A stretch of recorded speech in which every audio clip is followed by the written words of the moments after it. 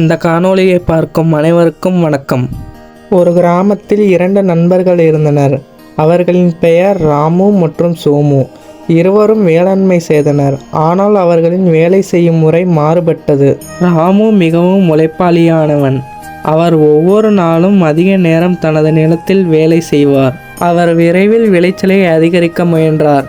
அதற்காக சில நேரங்களில் மண் முழுமையாக தயாராவதற்கு முன்பே நாற்றுகளை நடத் தொடங்கினார். சோமு மிகுந்த நிதானமானவன். அவர் மண்ணை மிகுந்த பராமரிப்புடன் ஆராய்ந்து வைத்துக் கொள்வார். விளைச்சலுக்கு ஆக வேண்டிய நேரம், தேவையான ஊட்டச்சத்து எல்லாவற்றையும் கவனமாக பின்பற்றினார். சிலர் சோமுவை மெதுவாக செயல்படுகிறவன் என்று குறை கூறினார்கள். ஆனால் அவர் தன் நிதானத்தை விட்டுவிடவில்லை. ராமுவின் பயிர்கள் முதலில் அதிகமாக விளைச்சலை தந்தன.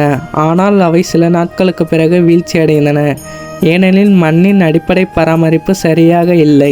ஆனால் சோமுவின் பயிர்கள் மெதுவாக வளர்ந்து நீண்ட காலத்திற்கு பசுமையாகவும் நல்ல முறையிலும் விளைந்தன.